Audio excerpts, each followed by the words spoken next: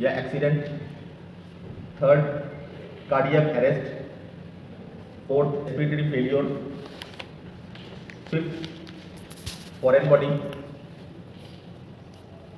Airway obstruction. एक patient तुम्हारे पास आ गया, इसमें से कोई एक, ठीक है, कोई आप रिस्पॉन्स नहीं देख पा रहे हो, पेशेंट ऐसे ही लेटा हुआ है, तो पहले आपको क्या देखना है? पहले आपको देखना है वाइटल्स देखना है। वाइटल्स का मतलब क्या होता है? पल्स देखना है, बीपी देखना है, ठीक है, रेस्पिरेशन, रैंडम ब्लड शुगर देख पाओगे अगर आपके पास इंस्ट्रूमेंट है। कुछ चीज़ होता है इंस्ट्रूमेंट के ऊपर, कुछ चीज़ होता है विदाउट इंस्ट्रूमेंट। बीपी आप विदाउट इंस्ट्रूमेंट नहीं देख पाओगे। रेस्पिरेशन, पल्स ऑक्सीमीटर से, ऑक्सीजन सैचुरेशन। अगर इंस्ट्रूमेंट हुआ तो ये अब गांव में कहीं पे जा रहे हो तो अचानक एक कोई आदमी लुढ़क गया रास्ते बीच में, तो तुम नहीं देख पाओगे क्योंकि सब इंस्ट्रूमेंट नहीं है। लेकिन जो इंस्ट्रूमेंट आपके हाथ में है, आपका फिंगर, आई, ठीक है, अगर कॉटन नहीं मिल रहा है तो रुमाल, ठीक है, तो आप देख पाओ। प्यूपिल डायलेट हुआ है नहीं, ये भी देखना पड़ता है। तो पल्स अगर देखना है तो मैं पल्स कहाँ कहाँ पे बोल दिया था ये आपको पता है, ठीक है। अब देखो कोई भी पेशेंट अगर अनकॉन्शियस हुआ, आपके पास टाइम नहीं है, बहुत कम टाइम में 3 चीज़ आपको देखना पड़ेगा। 3 चीज़ क्या क्या है? इमरजेंसी में आपको देखना है सुपरफिशियल टेम्पोरल देख लो, ठीक है, लिखो पहले सुपरफिशियल टेम्पोरल देख लीजिए। नेक्स्ट है आपका एडम सैपल, क्योंकि मैं क्यों ना बोला, क्योंकि एडम सैपल मुझे देखना है। एडम सैपल लड़के में कॉन्टेक्ट होता है, ठीक है। एडम सैपल जहाँ पे देख रहे हो, एडम सैपल के इस तरह अगर तुम फिंगर करोगे तो यहाँ पे एक डिप्रेशन है दोनों तरफ, ठीक है। दोनों जब जहाँ पे डिप्रेशन है वहाँ पे हाथ लगाओ, देखो एक पोजीशन मिल रहा है, मिला। ये लॉजिक, कोई भी अगर तुम्हारे पास अगर हेल्दी पेशेंट आ जाए तब भी तुमको कैसे समझोगे? तो आपको एडम सैपल देखना है। एडम सैपल से हाथ को दोनों तरफ लेके जाना है जहाँ पे थोड़ा डिप्रेशन है, देखो सभी का होगा, तो वहाँ पे हाथ दे दो, मिलेगा ही। तो जितने भी हेल्दी पेशेंट है वो मिलेगा दोनों तरफ, और ये दोनों तरफ, राइट एंड लेफ्ट करके। नहीं मिला मैडम आपको? मिल जाएगा। हाथ में क्या बोला था? हाथ बेंड करो, थोड़ा सा हाथ को बेंड करो, यहाँ पे टेंडन मिलेगा, थोड़ा इधर हो जाए, हाथ को बेंड करो, यहाँ पे देखो टेंडन मिल रहा है। टेंडन मिलने के बाद उसके मीडियली, उसका मीडियल उधर है, तो हाथ को स्लिप कर दो उधर, हाथ को स्लिप कर दो, देखिए यहाँ पे पल्स मिलेगा ही। ये टेक्निक सभी को करो। ओबेस पेशेंट होगा तब भी प्रॉब्लम नहीं होगा, लेकिन क्योंकि तुम टेक्निक फॉलो कर रहे हो, और इमरजेंसी में आपको ओबेस पेशेंट में मिल सकता है, तो आपको टेक्निक फॉलो करना है। ये जो टेक्निक बोला, और ये रेडियल तो बहुत कॉमन है, ठीक है। तो ये 4 जगह देखना है, ये छोड़ के और एक होता है फीमोरल, ठीक है। यहाँ पे आप लोग अगर टाइम मिला तो इमरजेंसी, ठीक है, जितना 1-2 में ही हो जाता है, 2-3 में ही आपको समझ जाओगे पेशेंट कहाँ पे है। उसके बाद पेशेंट को आपको देखना है रेस्पिरेशन चल रहा है या नहीं, तो आप हाथ से देख सकते हो, ठीक है। आप देख सकते हो थोड़ा सा कम ये एब्डोमेन थोड़ा, अच्छा ये तो रेस्पिरेशन होता है। यहाँ पे कैसे याद रखोगे? क्या हुआ? मेल का जो रेस्पिरेशन होता है नॉर्मली वो होता है एब्डोमिनोथोरासिक, लिखो।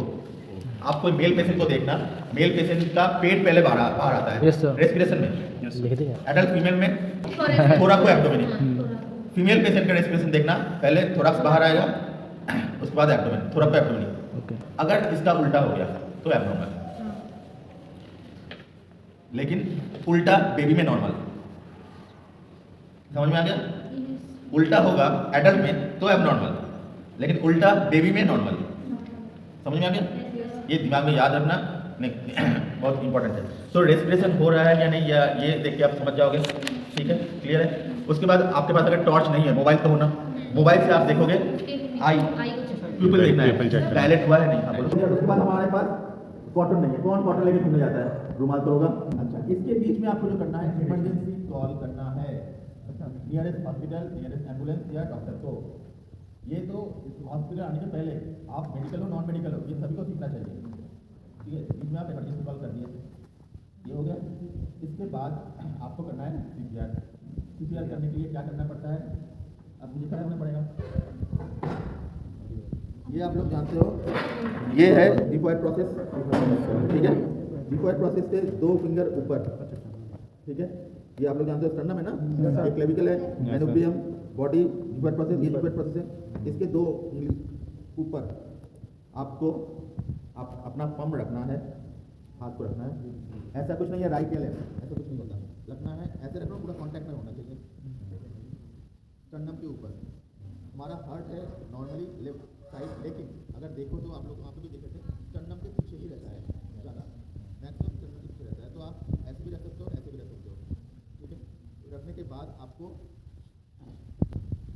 पेशेंट को सामने लेना, जितना हो सके हाथ स्ट्रेट रखना है, हाथ बेंड नहीं होना चाहिए, आपको रोक देना है।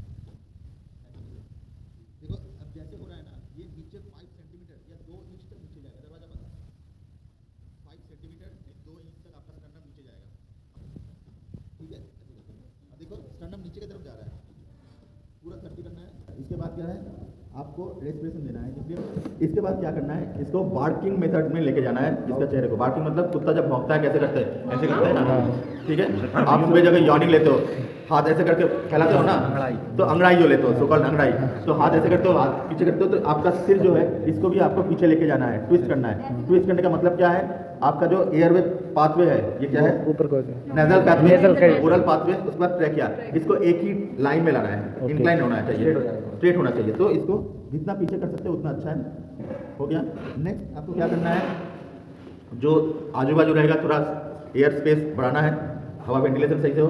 उसके बाद नेक्स्ट आपको नाक को पिंच करना है, नाक को बंद करना है, क्योंकि आप मुंह से यहाँ पे दोगे तो नाक से निकल आएगा, तो इसको बंद करना है।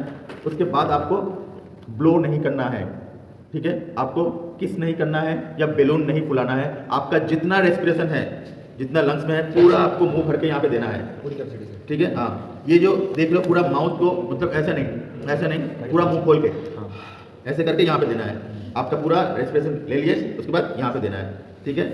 ये करके ऐसे मुंह ऊपर उठा के पूरा मुंह देके दो बार देने के बाद फिर से आपको 30 स्ट्रोक फिर से देना है, ठीक है।